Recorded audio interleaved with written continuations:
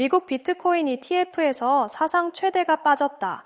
우리 비트코인 들고 계신 분들 철렁하셨죠? 기관이 발 뺀 건가? 나만 늦었나? 그래서 이 기사 하나 보고 정리하신 분들도 정말 계십니다.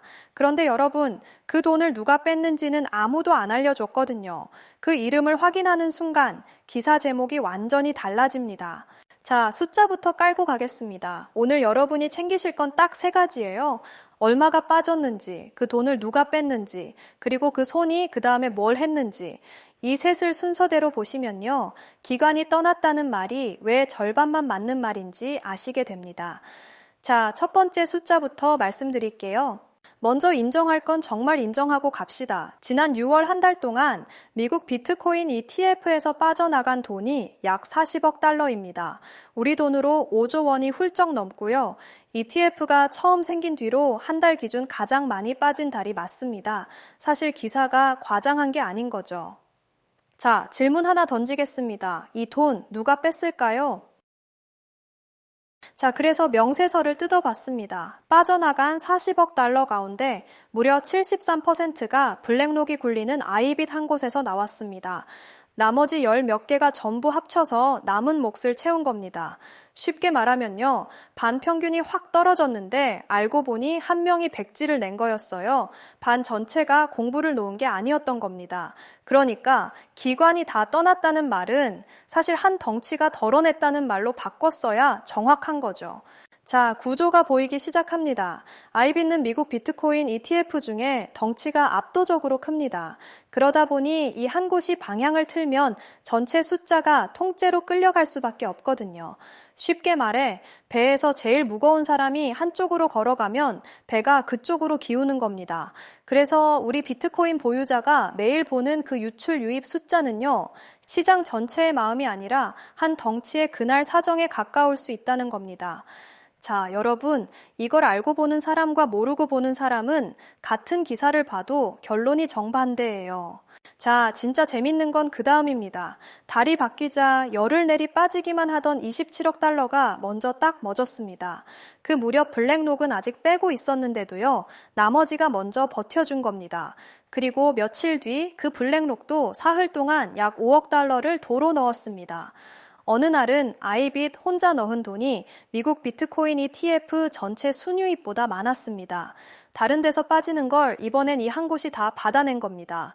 결국 6월에 40억 달러를 뺀 손과 다시 넣기 시작한 손이 같은 손인 거죠. 다만 여기서 정직하게 선을 긋겠습니다. 자금 흐름은 하루 단위로 방향이 바뀝니다. 6월 마지막 주만 봐도 한 주에 17억 9천만 달러가 빠졌어요. ETF 역사상 두 번째로 큰 주간 유출인데 그 손이 다음 달엔 방향을 돌렸거든요. 그러니까 지금 들어온다는 말만 붙잡고 계시면 며칠 뒤에 또 흔들리실 수밖에 없습니다. 여러분이 붙잡아야 할 건 방향이 아니라 구조예요. 그 구조는 쉽게 안 바뀌거든요. 숫자 뒤에 붙은 이름을 먼저 확인하는 습관, 이게 정말 무기가 됩니다. 자, 하나만 더 짚겠습니다. 우리가 매일 보는 그 유출 유입은요, 돈으로 센 숫자예요. 값이 흔들리면 숫자도 흔들립니다. 그런데 ETF들이 들고 있는 비트코인 수량은 다르거든요. 값이랑 상관없이 쌓이거나 줄거나 딱 둘 중 하나예요. 쉽게 말하면요. 장바구니에 담은 물건 값은 매일 바뀌어도 담은 개수는 안 바뀌잖아요. 그래서 돈은 들쭉날쭉해도 수량이 계속 쌓이면 물량은 결국 이쪽으로 넘어온다는 얘기가 되겠죠. 자, 그래서 뭘 보면 되느냐. 첫째, 아이빗 한 곳의 일별 자금 방향입니다. 전체 숫자를 통째로 끌고 가는 게 이 한 줄이거든요. 7월 초엔 하루에만 2억 달러 넘게 담은 날도 있었습니다. 둘째는 미국 비트코인 ETF 전체 순유입이고요. 이 둘이 같은 방향으로 붙으면 판 전체가 움직인다는 얘기가 되겠죠. 이 두 줄은 비트코인 ETF 자금 흐름으로 검색하시면 매일 무료로 보실 수 있어요. 셋째는 방금 그 ETF 보유 수량인데요. 이건 솔직히 여러분 시세 화면엔 안 뜨거든요. 찾아보기 번거롭죠. 그건 제가 봅니다. 예측하지 마시고 이 셋만 확인하세요. 자, 한 줄로 묻겠습니다. 6월에 사상 최대가 빠진 건 맞습니다. 그런데 그 돈의 73%를 뺀 곳과 다시 넣기 시작한 곳이 같은 한 곳이었거든요. 좋은 그림은 이겁니다. IB가 계속 담고 전체 순유입이 붙고 보유 수량이 늘어나는 것. 반대로 셋 다 미지근하면 시간이 더 걸린다는 뜻이겠죠. 결국 기관이 떠난 게 아니라 한 덩치가 덜어냈다가 되담기도 하는 겁니다. 숫자 뒤에 이름을 아는 사람은 기사 제목에 우리 비트코인을 팔지 않습니다. 이 셋이 붙는 날 제가 먼저 짚어드릴게요. 도움이 되셨다면 구독과 좋아요 눌러주세요.